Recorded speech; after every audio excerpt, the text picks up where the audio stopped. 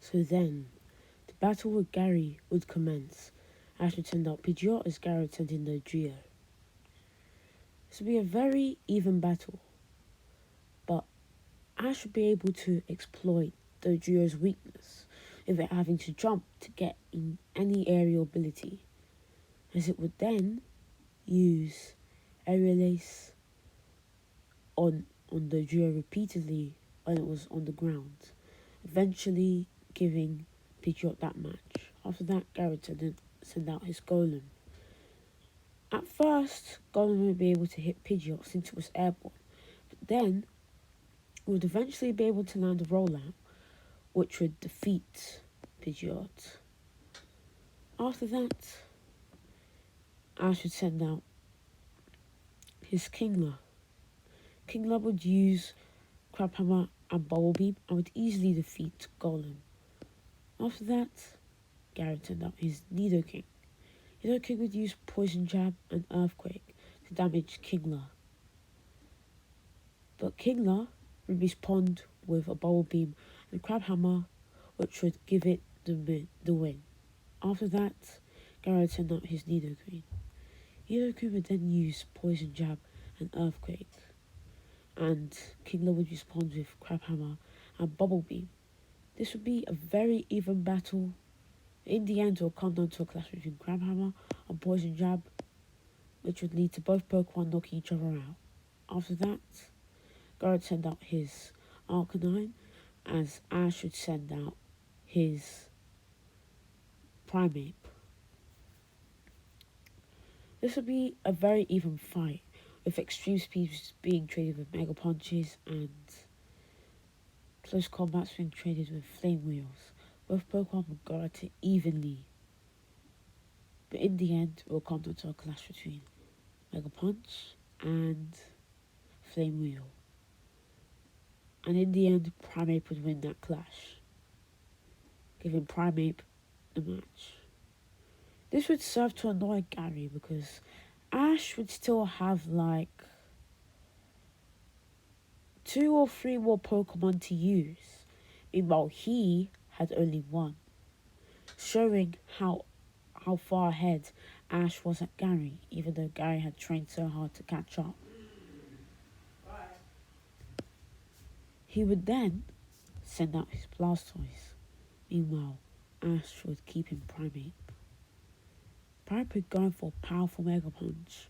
Blastoise would use Hydro Pump to easily defeat Primeape before any damage could be done to it. After that, Ash would send out Charizard, wanting to have Charizard get its revenge on Blastoise. Charizard would stare down Blastoise as Blastoise would stare back. Charizard wanting to get its revenge and Blastoise wanting to fulfill its trainer's desires and not let him down. Both Pokemon would go at it evenly. It would start off between a clash with Flamethrower and Hydro Pump, which would cancel each other out, shocking Gary, since Hydro Pump was supposed to have the advantage and Hydro Pump was the stronger move. It would then turn into a clash of fists, with Blastoise going in for the Ice Punch and Charizard going for a Dynamic Punch. Both Pokemon would punch each other evenly, but then they would send each other back with Wing Attack and Skull Bash respectively. This would go on for a very long time, but then when they came in a clash with Dynamic Punch and Ice Punch, Blastoise would freeze Charizard, meanwhile Charizard would confuse Blastoise. Both Pokemon would be able to attack for a while, but then Charizard would thaw out and Blastoise would be out of the confusion. And then Charizard would launch with a Fire Blast and Blastoise would launch with a powerful Hydro Pump. Both attacks would collide, being evenly matched. But then Charizard would push harder and Fire Blast would overtake Hydro Pump, which would defeat Blastoise, giving Ash the battle. This would serve to annoy Gary, as he would have trained every day to get even to Ash and surpass him. So they'd say, "You're my hero. I've trained every day to be as strong or even stronger than you, and you beat me. It's so frustrating." But then Ash would say, "Don't worry, defeat's part of life. Anyway, I hope to battle you again. I'll see you at the Pokemon League." But then Gary would say, "I don't know if you're going to be at the Pokemon League." Showing that Gary would know something that Ash didn't, as Ash would leave confused and Gary would go into the lab to request a few more Pokemon. But when Ash arrived at the Pokemon League, while he was going to go and sign up in the Pokemon League with Brawley, a familiar face would come and stop Ash. It would be Brandon, and Brandon would say, "Ash, you can't go in there. There's a certain event going on for champions." And Ash would say, "Oh, wait, what do you mean?" Brandon would then explain that something is happening in Kanto, where basically each champion from every region comes to Kanto and signs up into a newly formed tournament called the Champions League. Ash would then say, "Wait, is that what Gary meant when he said I might not be in the Indigo League?" And then I would say, "Whoever that Gary is, he was right. So now, Ash, come and follow me." As he would lead Ash into a palace-like building. He would then come and tell Brawley to go into the stands, as now it will be time for the champions to battle. Leon will come and explain even more to Ash what was going on. And then Ash would say, "Who are you? How do you know all of this?" And then Leon would say, "I am Gala's champion and the one who orchestrated this entire thing. So I know even more than your friend Brandon. I decided to set up this tournament because I had realised that new champions or had been appointed for a lot of regions, especially you, your friend Brendan, and Alola's new champion, the young Gladion. So decided to set up a new tournament." And then he would say, "Oh, sir, can you please go in the stands because this is going to be a battlefield for champions." But Broly would say, "Oh, I was going to go there, but I was looking for them. I couldn't find them." And then Leon would direct him to the stands, and then Broly would leave. After that, Leon would say, "Well, the other champions will soon be arriving. But if you look over there, there is a massive TV if you look above. And that is going to broadcast all over the world. And the world is going to see all the champions in action. Meanwhile, the Indigo League is going to go on as usual. The Champions League will go on as well. So now, everyone come in." And then all of the champions would come in. Ash would be shocked and would say, "Wait, the champion of Sinnoh, Cynthia, the champion of Nova Alda, the champion of Carlos Diantha, the champion of Kanto Lance, and the lowest new champion Gladion? Wow." And then Leon would say, "These are all the champions. Most of you don't know each other, but some of you do know each other. But for those who don't know about the Pokemon that each other might have, let me make it fair and show you what each Pokemon has and what each move they have. And then the massive TV up there would show the Pokemon that each champion has and their moves and abilities to make it fair and their typings. Having learned this, Leon would then put everybody into a battle, basically draw the matches. He would say, all right, first up is going to be Ash versus Gladion, Brendan versus Lance, me versus Alda, and then Cynthia versus Diantha. Alright? And then Ash versus Gladion will commence. Ash would send out Beedrill as Gladion would send out Umbreon. Anyway, side note, before getting into the battle, the reason why Gladion is champion is because, wow, Professor Cuckoo would still decide to get the Pokemon League running, with or without Ash.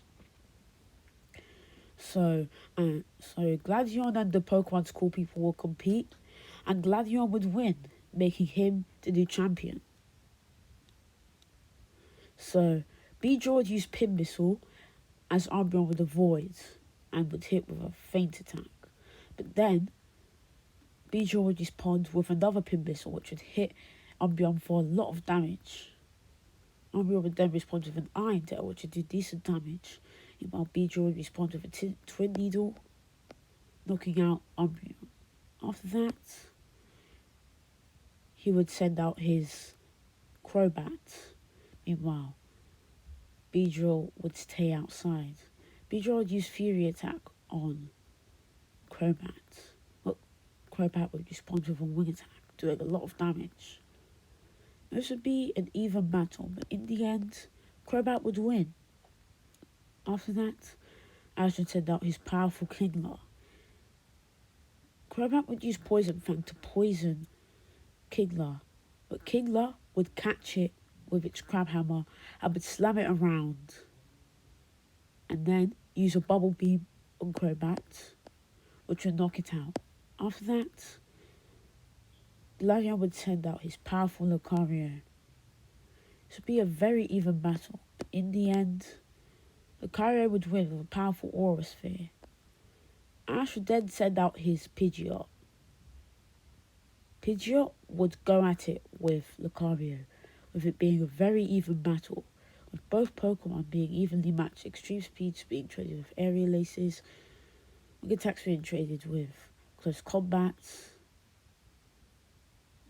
In the end, it will come down to a clash between Close Combat and Aerial Ace, and Pidgeot would win. After that, Gladion would send out his powerful Sylvanite.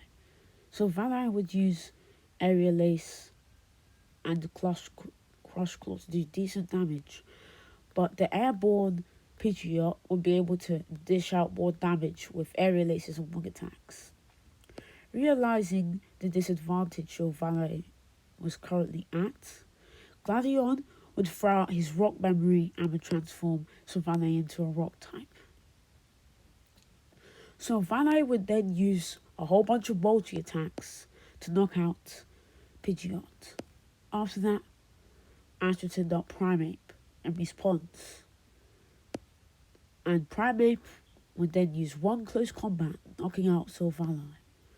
After that, Gladion would send out his signature Midnight Lycanroc. This would be a very even battle, with both Pokemon going at it with Shadow Claw and Close Combat. But then, when Primeape hit true with a powerful Close Combat, Zoroark's illusion would disappear, which would shock Ash. Zoroark would then use Night Days, which would do a decent amount of damage. Meanwhile, Primeape would respond with a whole bunch of Close Combats, which would eventually defeat Zoroark. Gladion would then send out his real Lycanroc. Primeape would put up a very good fight, but in the end, the tired out fighting type would faint. Ash would then send out his Charizard, which would be able to avoid all of the rock-type moves and hit with a lot of dynamic punches, which would then give Ash the win. Gladion would come and shake Ash's hand and would say, "Wow, you truly do deserve your title as champion." Ash would say, "Same with you. Gave me a run for my money." And then each champion would be allowed to go to the PC to the Pokemon Center to heal and change Pokemon. Ash would then go to the PC and would heal and would make a few calls to Professor Birch to swap in a few Pokemon. After that would be a rematch between Ash and Brandon, as Brandon would have beaten Lance once again. Ash would then say, "Wow, it's been a while, hasn't it?" And Brandon would say, "Yeah. Go Salamence." And then Ash would say, "Go Crobat." This would be a very close and intense aerial battle, but the stronger Crobat will poison Salamence and would then finish it off with a powerful wing attack. After that, Brandon would send out his Magma. Ash would then say, "Wow, that one's new. Quite Encanto." Brandon would say, "Yeah." This would be a very even battle. Wing attacks being traded with fire punches, flamethrowers being traded with sludge bombs, but in the end, Magmar would win with a powerful flamethrower. After that, Ash would send in his powerful Kingler. Kingler would respond with a whole bunch of damage with Crab Hammer and Bubble Beam, which would do a lot of damage. But Magmar would respond with a powerful flamethrower, which would burn Kingler, but in the end, Kingler would win. After that, Brenda would send out his powerful mainnet trick. Even though Kingler would be able to get off a few bubble beams, mainnet trick would shock it to submission with a powerful thunderbolt. After that, Ash would send out Bayleaf, as Brenda would send out his mainnet trick. This would be a very even battle, but Bayleaf would finish it off with a powerful solar beam, giving Ash the win. After that, Brandon would send out Skarmory. Bayleaf would put up a decent fight, but in the end, Skarmory would defeat it. After that, Hariyama would be sent out. Hariyama would respond with a whole bunch of fighting moves and would do a lot of damage to Skarmory, and Skarmory would do a lot of damage back with a whole bunch of flying moves. Would then come to a close with a clash between Arm Frost and Aerial Ace, knocking both Pokemon out. After that, Ash would send in Charizard, as Brandon would send out his powerful Sand Slash. Sand Slash would do Rock Slide, doing a lot of damage to Charizard, as Charizard would respond with a powerful Flamethrower, which would do a lot of damage back. This would go on for a while, with it being a very even battle, but in the end, be a clash between Dynamic Punch and Slash, which would knock both Pokemon out. After that, Ash would send in Aggron, while Brandon would send out his Sceptile. Both Pokemon having battled each other, as each trainer's last Pokemon would grin at each other, having become very friendly rivals. Both Pokemon would come in to a clash with Metal Claw and Leaf Blade. Ash would respond with a Rock Slide, as Brandon would respond with a Solar Beam, both attacks cancelling each other out. This would be a very even battle, but in the end it will come to a close, like it always does, with a Metal Claw and a Leaf Blade, and Aggron would win. After that, Brandon would shake Ash's hand, and then Ash would quickly go to the Pokemon Center and would change out his Pokemon.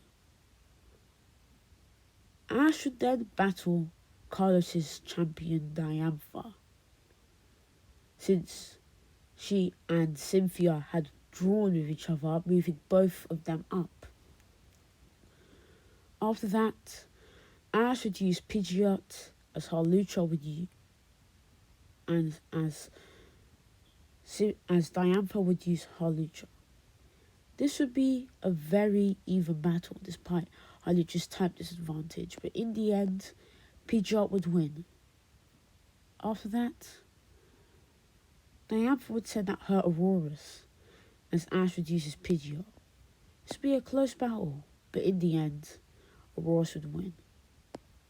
After that, Ash would send out his Feraligatr as it would use Hydro Pump to get the better of Auroras. After that, Diantha would send in her powerful Tyrantrum. This would be a very even battle with Ice Punches and Dragon Claws being traded all over the field. But in the end, it would be a clash between a Dragon Tail and an Ice Punch, which would knock both Pokemon out. After that, Ash would send out his powerful Typhlosion as Diantha would send out her Gourgeist. Gourgeist would be able to get off a few Shadow Balls, but Typhlosion's Flamethrower would easily overwhelm it. After that, Diantha would send out her Goodra. Goodra would use Dragon Pulse, which would do decent damage as Typhlosion would respond with a powerful Flamethrower. This would be a very even battle with Fire Punches and Thunder Punches being traded with Mega Punches and Dragon Claws. But in the end, it will come to a clash between Flamethrower and Dragon Pulse. The explosion would knock out both powerful Pokemon. Oh, so it seemed. But Goodra would barely stand up from the blast.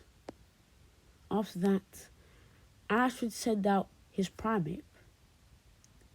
And then, Primeape would have a very even battle with Goodra. This would be very long and hard. But in the end, they would knock each other out with a Dragon Claw and Mega Punch respectively. Ash would then send out Aggron, as Gardevoir would send out her Gardevoir.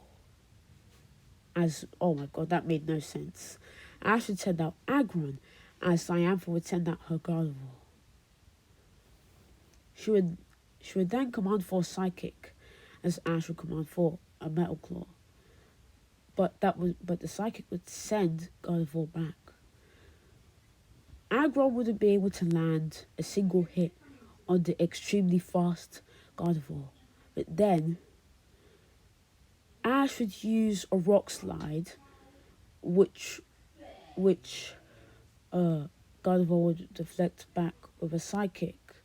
But then, that would be what Ash wanted, as that would create enough of a distraction for Aggron to land a powerful Metal Claw, which would increase Aggron's attacks.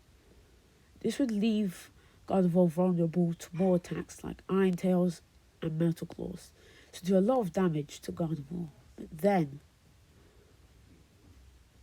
Diantha's Keystone would begin responding to Gardevoir's Megastone, as Gardevoir will begin to Mega Evolve, which would then create Mega Gardevoir. Ash would then say, "Wow, I can do that too." But then, but Diantha would think he's joking, as then, when Aggron tried going for Metal Claw, it would easily avoid the attack and would respond with a powerful Shadow Ball, doing a lot of damage. This was going for a while, but then, after a Psychic, Ash's Keystone in his pocket and Aggron's Megastone will begin to glow. As then, Aggron will begin to Mega Evolve itself. And then, that will create Mega Aggron. Diantha would say, "Wait, he can Mega Evolve too? He wasn't kidding," which would shock Diantha and Gardevoir. Aggron, with its increased speed, would then respond with a powerful Metal Claw, doing a lot of damage, as then Gardevoir responds with a Psychic, sending Aggron back, but then Aggron used that as momentum to smack down Gardevoir with a powerful Metal Claw. But then, as Aggron was charging in with an Iron Tail, Gardevoir would look back with a Psychic and would send it charging back, but then it would use the Iron Tail as it would recoil the Iron Tail and use it as momentum to then charge forward and slash Gardevoir with a powerful Metal Claw. But then Gardevoir would use a Thunderbolt to send back Aggron, but then Aggron would summon its Metal Claws and would charge through the Thunderbolt, doing a lot of damage. Gardevoir would then respond with a powerful Psychic, which would do decent damage to Aggron, and then it would hit with a powerful Rock Slide, which would almost knock out Gardevoir. Gardevoir would then decide to use its powerful Moonblast, as then Aggron would charge up a Rock Slide and would hit the Moonblast. Both attacks would cancel each other out, creating a massive explosion, which would give Aggron the opportunity to come in and slash Gardevoir, giving Ash the win. This would shock Diantha, as she would never think that Ash would beat her, and that Ash would possess Mega Evolution. As then, Aggron, like the Battle of Giovanni, would fall to the ground exhausted from Mega Evolution. As then, Diantha would come up to Ash and would shake his hand and say she's impressed that Ash has Mega Evolution and would ask him how he got it. And then Ash would tell her about how after beating Steven, he gave him a Megastone. Then Diantha would say, "Wow, that makes sense." I would then shake Ash's hand as she would leave. We would then see the finale of Cynthia versus Leon, as this would be as both Pokemon trainers would have one Pokemon left, Garchomp and Charizard respectively. Both Pokemon would go at it evenly, but then Leon would use some weird mechanic with one of the weird things in his arms, which would be Gigantamax, which would then turn Charizard incredibly big. And then after that, Charizard would use a very weird flame attack, which would defeat Garchomp. We would know this to be Gigantamax and Gmax, Flame Bird, stuff like that. But Ash wouldn't know what that is, as then Leon would return his Charizard. And that's the end of this part. I had a lot of fun making this part, and now